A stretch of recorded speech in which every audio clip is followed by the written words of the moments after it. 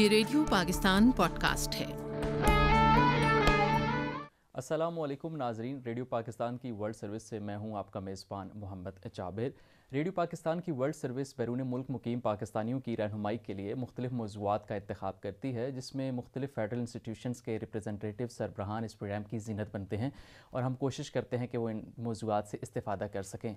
बैरून मुल्क मुकीम पाकिस्तानी इस मुल्क के लिए एक रीढ़ की हड्डी की हैसियत भी साबित होते हैं, जो मुल्क की मईशत में अहम किरदार अदा करते हैं। हर ये पाकिस्तानी का हक़ है कि वो अपने बेहतर मुस्तकबिल की तलाश, रोज़गार के हुसूल और तालीम के लिए बैरून मुल्क रुख और सफ़र कर सकता है। इसमें कोई शक व शुबे की बात नहीं है। यानी कि वर्क वीज़ा हो, फैमिली सेटलमेंट हो, सिटीज़नशिप हो या स्टडी वीज़ा हो, आप अप्लाई भी कर सकते हैं और वहाँ पर बैरून मुल्क सुकूनत भी इख्तियार कर सकते हैं।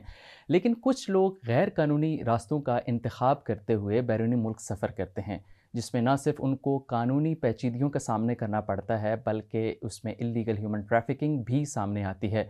पाकिस्तान के अंदर मौजूदा तनाजुर में आप देख रहे हैं कि सोशल मीडिया पर एक हाइप क्रिएट की गई, जिसमें कहा गया कि पाकिस्तानियों को जब वो बैरून मुल्क सफ़र करते हैं तो एयरपोर्ट के ऊपर ऑफलोड कर दिया जाता है।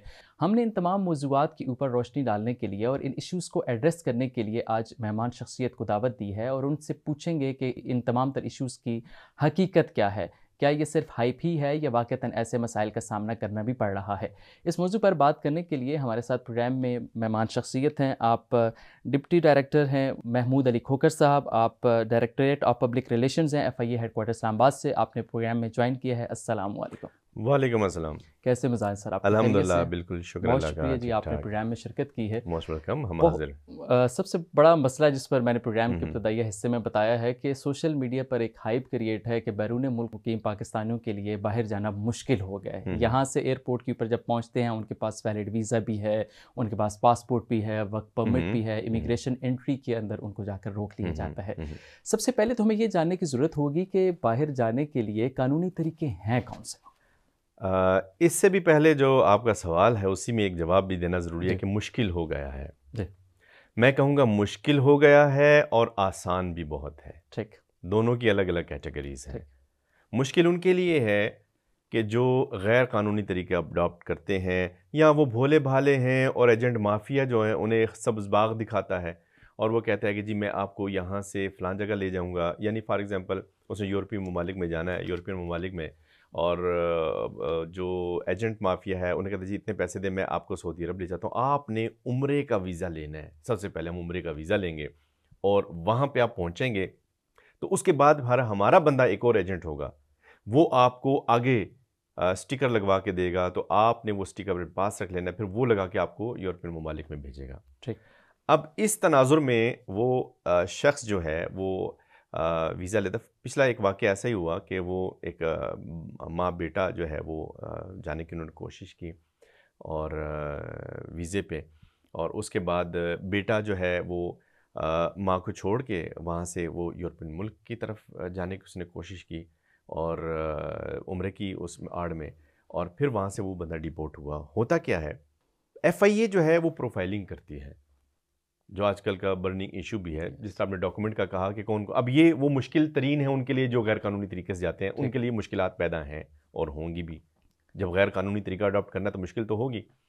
अब आसान किन के लिए, वो जो आपने सवाल किया कि कौन कौन के डॉक्यूमेंट्स हैं, जैसा आपको पता है कि आपका पासपोर्ट बना होगा, कंसर्न एम्बेसी से वीज़ा लगा होगा, आपकी डॉक्यूमेंटेशन पूरी है, वहाँ पे आपका रिहाइश का कोई प्रूफ है, आपको कंपनी की तरफ से लेटर आया हुआ है वो आपके पास है, कंपनी की तरफ से ऑफ़र लेटर है वो आपने कबूल किया हुआ है, आपकी रिटर्न टिकट मौजूद है, अगर आप विज़िट वीज़े पे जा रहे हैं, आपके पास इतनी करेंसी मौजूद है, यानी वो तमाम लवाजमात जो कि इसके लिए लाजिम है वो तमाम चीज़ें आपने कंप्लीट की हुई हैं, तो बहुत ही आसान है। बड़ी आसानी से इमिग्रेशन का अमला आपको खुशामदीद कहता है, वेलकम कहता है और आपको गुड बाय कहता है कि आप अपना महफूज तरीन सफ़र कर लें। लेकिन कब है आसान? जब तमाम डॉक्यूमेंटेशन पूरी है, दस्तावेज़ात पूरी हैं, और उनके लिए हमारी रहनुमाई के लिए, उनकी रहनुमाई के लिए हमने हमारे जो डायरेक्टर जनरल हैं रिफत मुख्तार राजा, उन्होंने काफ़ी प्रोविजंस दी हुई है कि वो हमारी वेबसाइट से चीज़ें ले सकते हैं। उनके लिए हमने कुछ वीडियोस बनाई हुई हैं, और इवन देन वहाँ पे हर हमारा जो एयरपोर्ट होता है वहाँ पे इमिग्रेशन का अमला मौजूद होता है, उनके सीनियर ऑफिसर्स भी मौजूद होते हैं। कहीं आपको इशू होता है किसी एक बंदे से, तो आप अपनी एप्लीकेशन या अपना मुद्दा या अपनी जो जो भी शिकायत है वो फौरी तौर पे वहाँ पे हल करवा सकते हैं। कानूनी तरीके अगर हम वाजे करें कौन से हैं? हाँ, अच्छा सवाल है। कानूनी तरीका, जैसे ऑलरेडी मैंने डॉक्यूमेंटेशन की बात की है।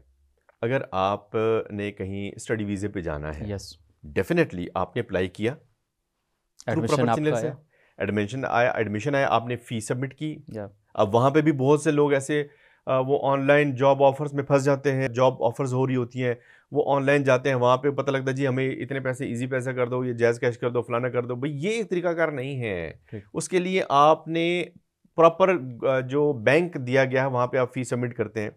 अब फ़ीस सबमिट हो गई है वहाँ पे फिर आपका एडमिशन होगा। फिर वो कॉरेस्पॉन्डेंस होगी, किस फ़ोन के ज़रिए है, ईमेल के ज़रिए है, वेबसाइट के ज़रिए आपने तमाम चीज़ें ली हैं।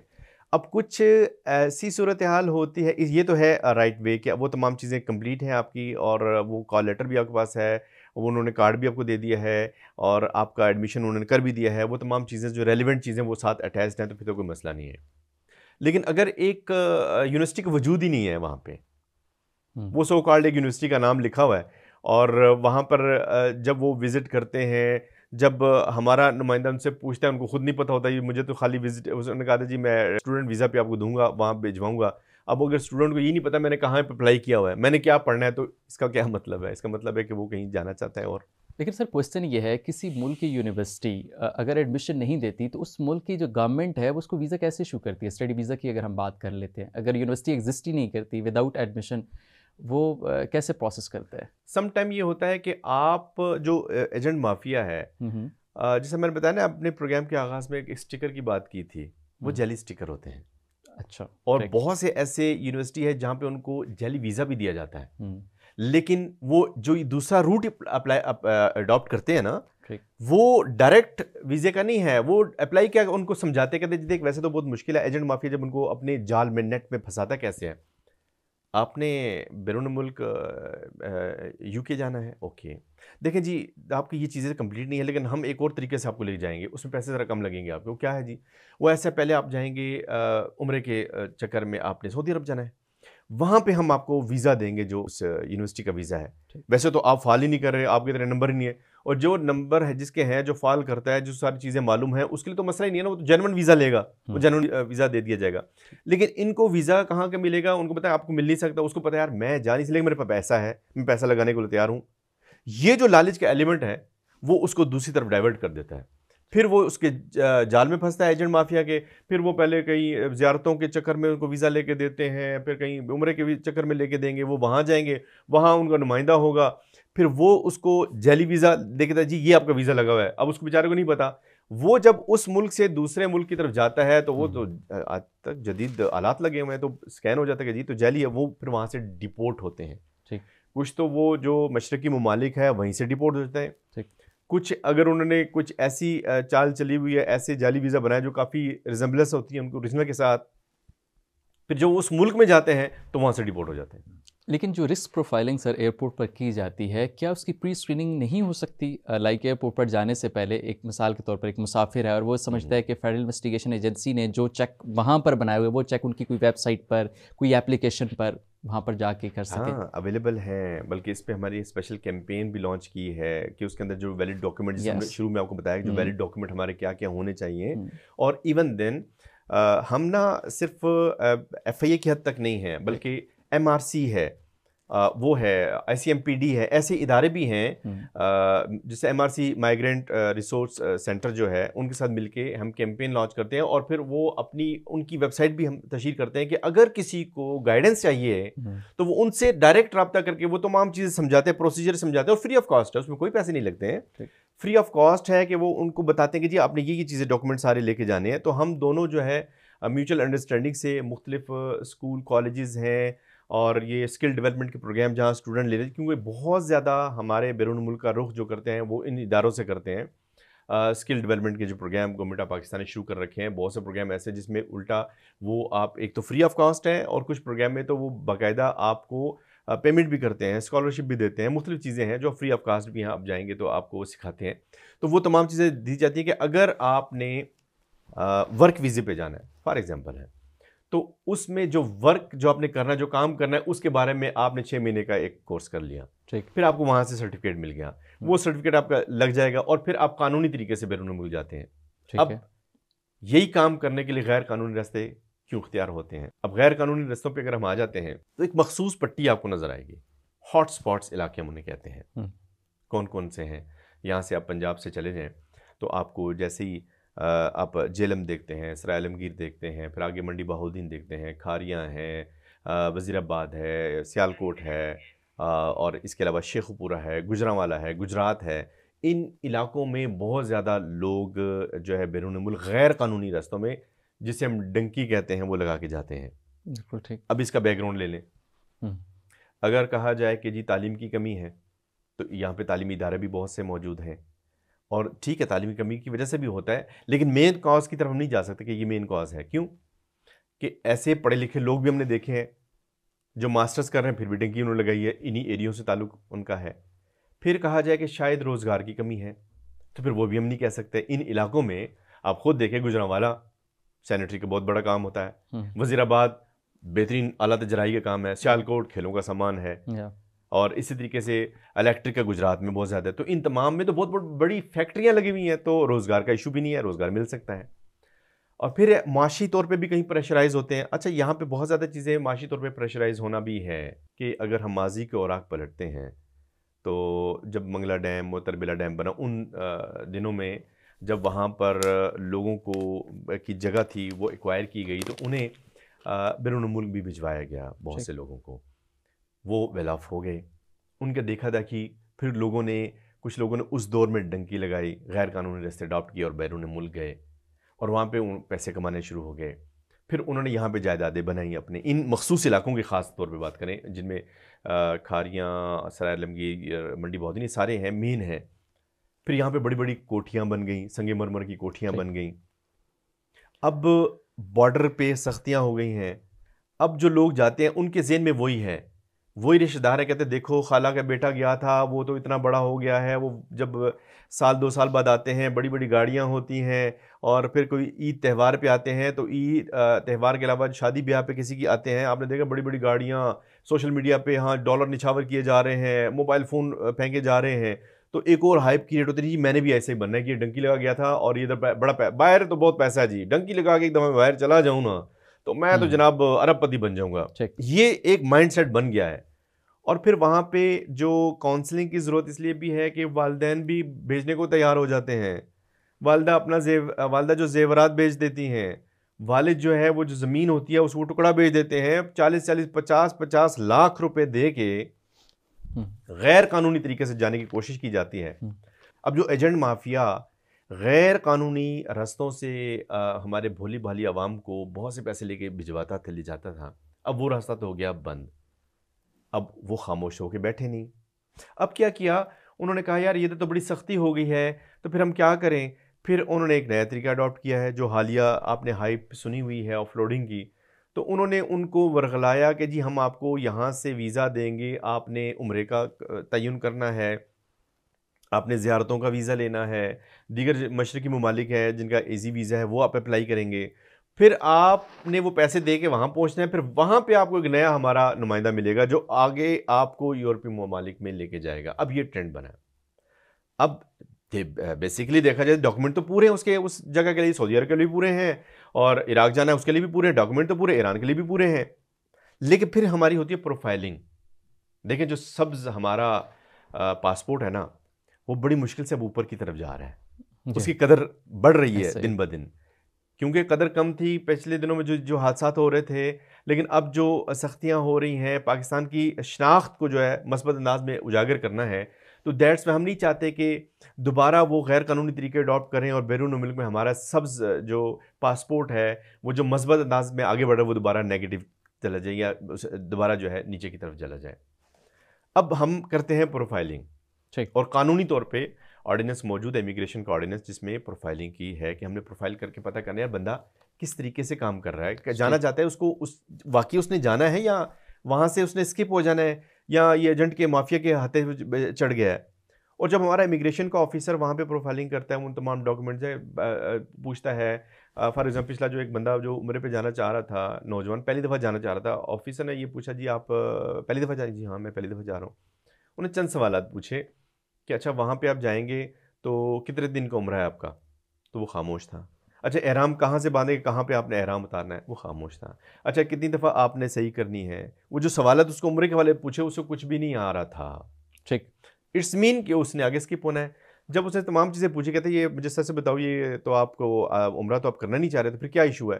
तो वो घबराहट में उसने कह दिया जी वो मुझे मेरे एजेंट ने कहा था कि तुम उम्रे का हम वीज़ा लेके देंगे, फिर आगे मैं आपको जेन्युइन तरीके से लेके जाऊँगा। ठीक। तो अब ये है सूरत हाल कि जब वो भोले भाले हमारी आवाम अगर एजेंट माफिया के हत्थे चढ़ जाती है, तो फिर इस तरीके से वो गैर कानूनी तरीके आगे आगे जाके फिर अडॉप्ट करने शुरू हो जाते हैं, जिससे मुल्क की साख भी मुतासिर होती है। अब उन्हीं के लिए हमने काम शुरू किया है। बल्कि अभी मैं अभी आ ही रहा था इस पॉडकास्ट के लिए भी, तो उनके लिए हमने बाकायदा तौर पे वहाँ इमिग्रेशन के स्टाफ को भी जो अमला है ब्रीफिंग करने के लिए भी तैनात किया है और उनको बावर करवाया। उन्हें बताया कि हेल्पलाइन हमारा नंबर ये है, अगर आप ये समझते हैं कि आपको गलत तंग किया जा रहा है, ठीक। आपका जो भी कंसर्न क्वेश्चन है आपने वहाँ पूछने हैं और आपको बताया जाएगा किस वजह से आप ऑफलोड हो रहे हैं।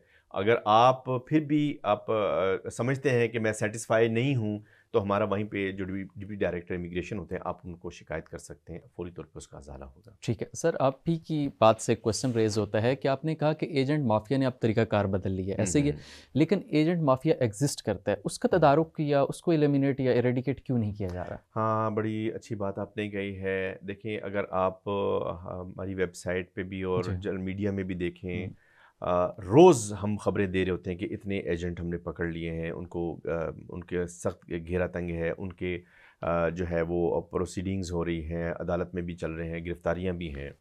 अब एजेंट माफिया करता क्या है? बहुत से एजेंट माफिया उन्होंने अपना हब पाकिस्तान से छोड़ के बैरून मुल्क बना लिए हैं। कंबोडिया है और इस तरीके म्यांमार है। ये वो रिस्की पॉइंट्स हैं जो मैं आपको बता रहा हूँ कि जहाँ पे वो एजेंट माफिया इनको जब ले जाता है, फॉर एग्जांपल जब ये कश्ती के ज़रिए गैर कानूनी तरीके से ले जाते थे, बहुत से ऐसे थे कि दरमियान में पहुँचे, कश्ती को ऑफ कर दिया और लाइव कॉल की, घर वालों को बोला और पैसे भेजो। ठीक। एक तो पैसे वो पहले भेजो, 20-25 लाख दे, 50 लाख दे चुका है, कह जी पैसे और मंगवाएं, नहीं मंगवाएंगे तो देखें आपके सामने लाइव तनाजुर में इसका हम बाजू काट रहे हैं और इसको फेंक रहे हैं, समुद्र में फेंक रहे हैं, ये मछलियाँ खाएंगे। और वो बाकी बैठे भी सहम जाते हैं, वो कहते हैं जी जैसे भी है, घर वालों को कहते जी पैसा दो। वहाँ कहीं पहुँच गए, वहाँ पे भी इन्होंने मुख्तलिफ टॉर्चर सेल बना लिए हुए हैं।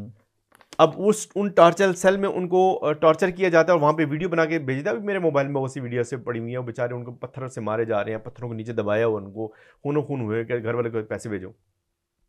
अब उन्होंने पता है कि यहाँ पे तो गिरफ्तारियाँ हो रही हैं, अब वो उन जगहों पे जाते हैं कि ताकि पाकिस्तान का कानून उन पे अमल दरामद ना कर सके, वहाँ पे डायरेक्ट अप्रोच ना हो, और मुख्तलिफ वो नेटवर्क इस्तेमाल करते हैं ताकि वो ट्रेस करना भी मुश्किल हो। लेकिन इवन देन जब भी मुद्दई कोई भी एप्लीकेशन दे देता है ह्यूमन ट्रैफिकिंग के हवाले से और माइग्रेंट स्मगलिंग के हवाले से, हमें चीज़ें दे देता है, हमारी इंक्वायरी कमेटी इंक्वायरी करके और एफआईआर चाक करके, और उसके बाद फिर हम इंटरपोल के साथ रब्ता कायम करते हैं। और ऐसे बहुत से लोग हैं, गैंग है, जिन्हें फिर हम इंटरपोल के जरिए गिरफ्तार करके लाते हैं। अब उनके भी घेरा तंग हो रहा है इंटरपोल के जरिए, हमारी बहुत ज़्यादा क्लोज कोऑर्डिनेशन के साथ हो रही है, और इंटरपोल के जरिए अब कहीं पे भी हों तो हम उनको भी पकड़ के अपने यहाँ पे आके उनको कानून के मुताबिक सजाएं देने की पूरी कोशिश करते हैं। ठीक है, बाकी इलीगल ह्यूमन ट्रैफिकिंग जो है और माइग्रेंट स्मगलिंग है, इसमें क्या डिफरेंस है? हाँ, ये बहुत अच्छा सवाल है कि लोगों को अवेयरनेस नहीं है इस हवाले से भी।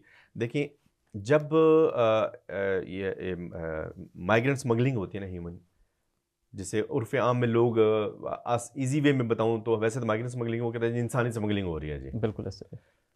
उसमें क्या होता है कि जाने वाला और ले जाने वाला, इन दोनों को मालूम होता है कि हम गैर कानूनी तरीके से जा रहे हैं। ठीक। जो जाना है वो कहता है जी भाई मुझे बाहर पहुंचाओ, मतलब दोनों सेम पेज पे, जिनको पता है गैर कानूनी तरीका है। और जब वो बॉर्डर क्रॉस करेंगे तो ये इलीगल माइग्रेशन होगी, माइग्रेंट जो है वो स्मगलिंग होगी कि बॉर्डर क्रॉस कर लिया उन्होंने। बॉर्डर क्रॉस करना और दोनों को मालूम होना तो ये आ गया कि आपने माइग्रेंट स्मगलिंग की है। अब है इलीगल ह्यूमन ट्रैफिकिंग की जो आपने बात की है। इसमें जो जाने वाला है उसको पता होता है कि मैं कानूनी तरीके से जा रहा हूँ, भेजने वाले को इल्म है कि भेजने वाले को पता है कि मैं इसको गैर कानूनी तरीके से लेके जा रहा हूँ। ठीक, उसने वही हिसाब है कि जी आप मैंने अप्लाई किया, फॉर एग्जांपल मीडिया में, सोशल मीडिया में, अखबार में, टीवी में, कहीं से भी एक ऐड आ गया कि जी मस्कत में जो है रिसेप्शनिस्ट की जॉब के लिए अप्लाई करना है। बच्चियाँ हैं, उन्होंने अप्लाई कर दिया। उन्होंने कहा जी आपने ये डॉक्यूमेंट देने, ये फ़ीस जमा कराएं तो आपका मस्कत में रिसेप्शनिस्ट की एक होटल बड़ा है और उसके अंदर 5 स्टार 7 स्टार्स में आपको रिसेप्शनिस्ट की जॉब मिल जाएगी और इतने लाख आपको तनख्वाह मिलेगी। उन्होंने कहा ठीक है, उन्होंने अप्लाई कर दिया, तमाम चीज़ें पूरी की, इन्होंने किसी भी तरीके से वहाँ पे पहुँचा भी दिया। अब जब वहाँ पहुँच गए हैं और उसके बाद कहता है जी आपने ये काम नहीं करना, आपने सफाइयाँ करनी है, ठीक, या कोई और ज़बरदस्ती काम, यानी जिस चीज़ के बारे में कहा गया था उसके अलावा कोई और काम ज़बरदस्ती कराएंगे तो वो ह्यूमन ट्रैफिकिंग में आ जाएगा। Human trafficking direct and indirect दोनों चीज़ें हैं इसमें। एक ह्यूमन ट्रैफिकिंग ये है कि जिसके अंदर वो मुल्क के अंदर ही हो रही है। आपने किसी से काम लेने के लिए उसे कहा, मजदूर को ये काम करना है, आपने वो काम नहीं कोई और काम करवाना शुरू किया, ज़बरदस्ती ये काम करो, ह्यूमन ट्रैफिकिंग।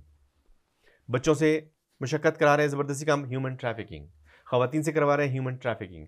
फिर वहीं पे उनका इस्तेसाल भी होता है, ज़बरदस्ती किया जाता है। लेकिन यही काम जब बैरूनी मुल्क चला जाता है, वो बॉर्डर आ जाता है, तो फिर वो ह्यूमन ट्रैफिकिंग, वो फिर एफआई में डोमेन में आ जाता है। अदरवाइज़ वो फिर लोकल जो हमारी पुलिस है वो उसको देखती है, और बैरूनी मुल्क जब जाते हैं इस तरीके से जाते हैं, फिर वो फिर एफआई उसको देखती है ट्रैफिकिंग को, और वहाँ पर फिर उनसे मैं तो ये कहूँगा अपने तमाम आपके पॉडकास्ट के तवज्जुह से कि जब भी कोई जॉब आती है उसके बारे में कंफर्मेशन ले लें, उसकी सदाकत के बारे में पता कर लें, और वो बहुत आसान है। फॉर एग्ज़ाम्पल अगर फ़्रांस की जॉब आई है, वेरी इजी, फ्रांस एम्बेसी, ठीक, या ब्यूरो ऑफ इमिग्रेशन से कंफर्म कर लेंगे, क्योंकि कोई भी इश्तिहार जो होता है उसके ऊपर ब्यूरो ऑफ इमिग्रेशन की जानिब से एक रजिस्ट्रेशन नंबर दिया जाता है, वो देख लें कि वो लगा है कि नहीं लगा है। नहीं तो आप वेबसाइट तो हम गूगल ही कर सकते, जब आपने इश्तिहार देख लिया तो उसको गूगल करने में कौन सा मुश्किल काम है। तो कंसर्न एम्बेसी से कंफर्मेशन ज़रूरी है, ब्यूरो ऑफ इमिग्रेशन से कर लें, ताकि ये सदाकत हो कि यहाँ ये फाल भी कर रही है, एग्जिस्ट भी कर रही है कि नहीं कर रही है। तो यही चीज़ें फिर वो प्रोफाइलिंग में भी हम चेक करते हैं कि जो वो चीज़ एग्जिस्ट कर रही है नहीं, जिस मकसद के लिए आप जा रहे हैं। तो ये फ्रॉड से बचने के लिए ये भी ज़रूरी है। और दूसरी एक बहुत सी चीज़ें ऐसी भी हैं कि मोबाइल फ़ोन पर ये ज़ाहिर, जैसे मैंने माफिया की बात की है, वो नित नए अंदाज से भोली आवाम को लूटने की कोशिश करते हैं। कहीं पे ऑनलाइन झांसा देंगे, आपको जॉब का झांसा देते हैं, और कहीं पे वो कुछ चीज़ें भेजें कि जी आपका इनाम निकल गया है, या मैं कोरियर आया जी आपके दरवाजे पे खड़ा हूँ जनाब, ये आपका पेमेंट करें, आपका वो पार्सल आया हुआ है। या कुछ और तरीके भी कि जी आपका बच्चा हमने पकड़ा है, ये तो बच्चा शरीफ है लेकिन दूसरे बच्चे जो बड़े ख़तरनाक थे, ये हम थाने में ज़रा ये अब हम इसको छोड़ देंगे लेकिन आपने इतने पैसे देने, मतलब वो मुख्तलिफ तरीके अडॉप्ट करते हैं। कहीं पे ओटीपी मांग रहे होते हैं, कहीं पे बैंक का नुमाइंदा बन रहे होते हैं। इन तमाम चीज़ों से निकलने के लिए और सेफ साइड के लिए हम सिर्फ ये कहेंगे कि आप, जिस तरह हेल्पलाइन है हमारी 1991 है, या साइबर से रिलेटेड है, तो पहले वो साइबर क्राइम हमारे हिस्सा होता था, वो साइबर क्राइम अलग जो है एजेंसी बन गई है, national cyber crime investigation agency, उनसे आप रब्ता कर लें, वेबसाइट मौजूद है, मुख्तलिफ नंबर्स मौजूद हैं।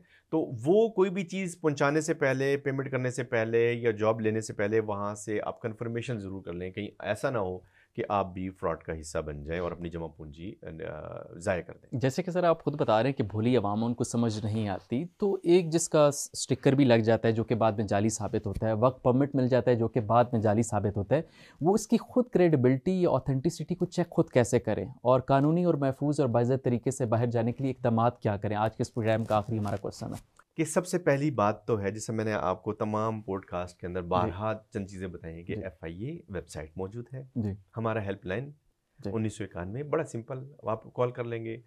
और इसके अलावा जो कंसर्न एम्बेसी है, जिसका वीज़ा है, जिसका स्टिकर लगा हुआ है, आप उस एम्बेसी से तो पता कर लें। क्लैरिफिकेशन करने में कौन सा इशू है? नंबर उनका है, वेबसाइट उनका है, बोले जी इस तरीके आप ईमेल कर देंगे, वो नंबर होगा, इस पर कॉल कर लेंगे, वो कहेंगे जी आप इसे व्हाट्सएप कर दें या आप हमें ईमेल कर दें, हम आपको रिप्लाई कर देते हैं, कंफर्म कर लेते हैं। फॉर एग्जांपल, और इजी वे में बताना चाहूँ, बहुत से लोग हैं जो कहते हैं जी ऑनलाइन वीज़ा आपको मिल रहा है, आप इतनी पेमेंट भेजें, हम आपको ऑनलाइन वीज़ा दे रहे हैं। अब ऑनलाइन वीज़ा ऐसे ही है जैसे ऑनलाइन ड्राइविंग लाइसेंस मिल रहा है, आप जा भी नहीं रहे, घर बैठे हैं, ऑनलाइन ड्राइविंग लाइसेंस मिल रहा है। ठीक। फिर वो आप कंफर्म करते हैं, वीज़ा भी कंफर्म करते हैं और वो ड्राइविंग लाइसेंस भी कंफर्म करते हैं, वो आपको मिलता है कि वाकई वो वेबसाइट बताती है कि जेन्युइन है। अब इशू ये है कि वो जेन्युइन कैसे हुआ भाई?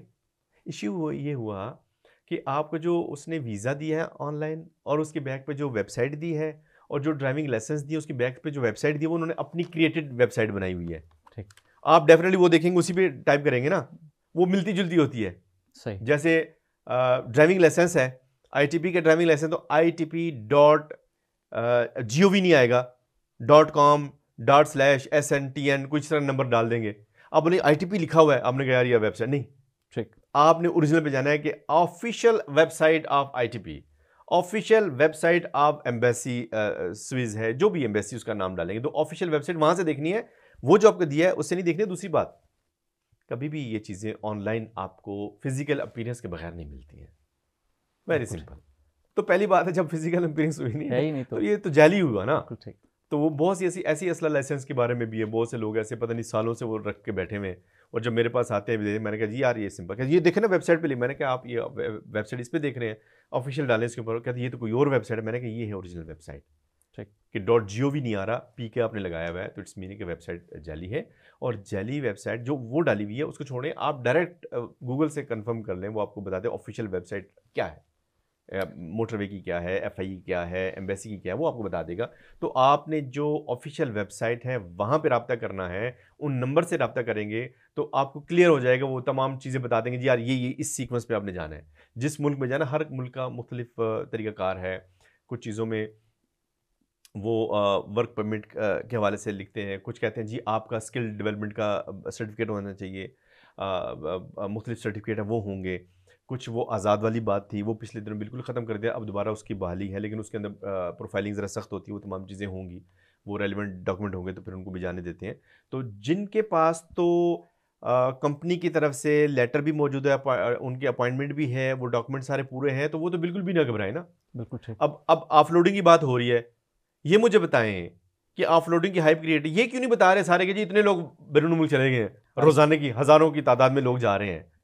उन हज़ारों की तादाद में अगर दिन में 15-20 बंदे ऐसे निकलते हैं प्रोफाइलिंग में जो कि गैर कानूनी है, और जिनकी ऑफलोड करने से हमारे जो पाकिस्तानी परचम है, हमारा जो पासपोर्ट है, उसकी रेपुटेशन ख़राब नहीं होती। अगर वो चले जाते हैं, प्रोफाइलिंग ठीक नहीं होती, वहाँ से जब वो डिपोर्ट होंगे तो नाम किस पे आएगा, अच्छा पाकिस्तान की तरफ से आए जी है, ओहो ऐसे बंदे आ गए। तो हम नहीं चाहते कि पाकिस्तान का जो परचम है या पाकिस्तान का नाम जो है वो मनफी अंदाज में लिया जाए। हम चाहते हैं मस्बत तरीके से, जिसका आगे बढ़ रहा है मज़ीद आगे बढ़े और कोऑपरेट हमारे साथ करें। आपको कोई इशू है, कोई भी इशू है, पहले आप कंफर्मेशन तो ले लें, डिपार्टमेंट तो मौजूद है ना। बाकी आप हाइप क्रिएट करना बाद की बात है, पहले आप पूछ लें कि हाँ जी फलां बंदे के पास मैं गया था, उन्होंने मेरी सुनवाई नहीं की, हाँ फिर बात बनती है। लेकिन आपको ऑफलोड किया, आप असल हकाइक नहीं बता रहे, क्यों ऑफलोड? देखें जी मैं जा रहा था, मैं स्टूडेंट हूँ, बड़ी मुश्किल से मैंने। और अब आप एक और चीज़ भी देखें, ये जो ऑफलोडिंग के हवाले में हाइप क्रिएटेड है, मैक्सिमम तस्वीर AI जनरेटेड है। अच्छा, ये हकीकत पर मबनी नहीं है, आप खुद देख लें। बिल्कुल सही। ठीक। और फिर उसके बाद जिन वेब हमने कोई 15 ऐसी पेजेस आइडेंटिफाई कर लिए हैं और उनके खिलाफ NCCIA के मुताबिक कानून के मुताबिक कानूनी कार्रवाई हमें मिलाई जाएगी, क्योंकि उनमें जो नाम है वो लिखा हुआ एक ही जुमला आता है इसमें मुख्तलिफ पेजेस से कि जी हम इनका नाम शनाख्त छुपा रहे हैं और एक फ़र्जी नाम बता रहे हैं। ठीक। और जो बंदा ये अपलोड कर रहा है वो एक ही तस्वीर के नीचे अपना उसका एक लिंक बना हुआ है और वो हर जगह पे वो एज इट इज़ आ रहा है और नाम मुख्तलिफ पेजेस ले रहा है, लेकिन वहाँ उसने उसको छुपाया नहीं, वो खुद हाइड करना भूल गया है। सही। तो वो चीज़ें पता लग रही हैं कि AI जनरेटेड चीज़ें उसने उठाई हैं और साथ लगा रहे हैं। और कुछ ऐसे भी वो कैंडिडेट हैं कि जो किसी पॉजिटिव वजूहात की वजह से ऑफलोड हुए, लेकिन उनको कहा गया आपने वो वजह नहीं बतानी, बस आगे बताएं जी मुझे गलत कर दिया, जी मैंने ऐसा कर दिया। हमने उनको कहा है, हमने कोशिश भी की ट्रेस करने की, वो वेबसाइट पे ना कॉन्टैक्ट एड्रेस लिखे है ना कुछ लिखे।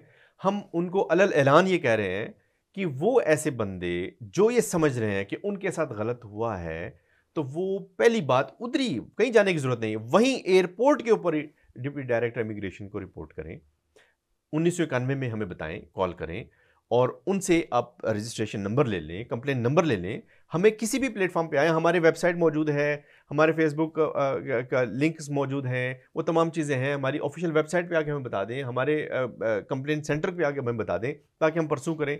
और अगर कहीं पे ये समझते हैं कि कोई अमला अगर मिला हुआ है, तो पिछले दिनों भी डीजी हमारे हैं, उन्होंने बाकायदा तौर पे बहुत से लोगों को नौकरी से फारिग भी किया है। इंटरनल अकाउंटेबिलिटी हमारा डायरेक्टरेट बन गया एक बाकायदा तौर पे। ठीक, वो वहाँ पे उन तमाम जो कंप्लेंट्स आती हैं उनके बारे में बाकायदा इंटरोगेट करते हैं, इन्वेस्टिगेट करते हैं। और कहीं पे भी किसी भी जगह पर कोई अगर ऑफिशियल हमारा पकड़ा जाता है और ये पता चलता है किसकी गलती है, तो उसे सज़ा मिलती है। अच्छा, जब ऑफलोड करते हैं तो कोई रिमार्क स्टेटमेंट दी जाती है या रिटर्न की जाती है कि इस वजह की बुनियाद पर बहुत, आपको? बल्कि अभी आज ही अगर आप देखेंगे तो उसमें हमारे एक बाकायदा एक कमेटी भी रिकमेंडेशन हुई है ब्यूरो ऑफ इमिग्रेशन की जानिब से कि जो भी ऑफिसर है उसका कम से कम जो रैंक है वो असिस्टेंट डायरेक्टर हो, और इससे अबव तमाम जो है वो जितने भी ऑफलोडीज़ होंगे वो उसमें मेंशन करेंगे कि इस तरीके से ये वजूहात हैं, इनको ऑफलोड किया जा रहा है। तो उसमें है, हम यही इसीलिए कह रहे हैं, बारहा कह रहे हैं कि आपको जो भी इशू होता है, बजाय इसके कि अननोन पर्सन के कहने पे आके अपना फ्यूचर तबाह ना करें और गलत चीज़ें ना हाइप क्रिएट करें, जिनका हकीकत से कोई ताल्लुक़ नहीं है, वो चीज़ें ना करें।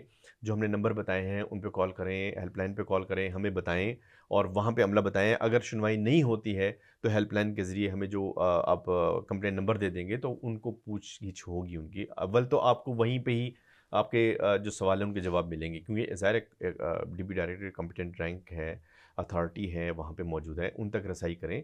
ये जो प्रोसेस है ये ज़रूर कंप्लीट कर लें। बिल्कुल। ये ऐसे ही होता है कि जब आप कभी कोई इशू होता है या कोई केस होता है तो आपको बाकायदा सेशन कोर्ट है, हाई कोर्ट है, सुप्रीम कोर्ट, तमाम चीज़ें यहाँ पे भी आपको तमाम, अगर सुनवाई नहीं है तो आगे सारी चीज़ें हमारी मौजूद हैं। जिस तरह मैंने बताया कि इंटरनल अकाउंटेबिलिटी एक बाकायदा डायरेक्टरेट इस मकसद के लिए बनाया है, तो इसका मतलब सिर्फ और सिर्फ ये है कि हमारा इदारा शफाफियत चाहता है, कि ट्रांसपेरेंसी है, और उसमें कोई भी किसी को भी कोई शक व शुबा है तो बिल्कुल रब्ता कायम करें। और ये हम ये बारहा बता रहे हैं कि जिनकी चीज़ें पूरी हैं उन्हें ऑफलोड नहीं किया जा रहा। बहुत शुक्रिया कि सर आपने वक्त निकाला और आप इस प्रोग्राम के अंदर तशरीफ़ लाएँ। जज़ाकल्लाह खैर, थैंक यू। जी नाज़रीन, हमारे साथ मौजूद थे डिप्टी डायरेक्टर महमूद अली खोखर साहब। आप directorate of public relations FIA Islamabad से आपने प्रोग्राम में शिरकत की और इस अहम मौजू के ऊपर गुफ्तगू शनीद की। उम्मीद करते हैं कि आपके जो बहुत सारे सवालात थे जो कि सोशल मीडिया के ऊपर गर्दिश कर रहे थे, उनके हक़ाइक़ आपको जानने का मौका मिला है। हमेशा कोशिश कीजिए कि कानूनी, महफूज और बाइज़्ज़त तरीके से मुल्क से सफ़र करें। इंशाअल्लाह अगले प्रोग्राम में एक नई शख्सियत और एक नए मौजू के साथ दोबारा आपकी खिदमत में हाजिर होंगे। तब तक अपने मेज़बान मोहम्मद जाबिर को रेडियो पाकिस्तान की आलमी सर्विस से इजाज़त दीजिए। अल्लाह आपका हामी और नासिर हो। पाकिस्तान जिंदाबाद।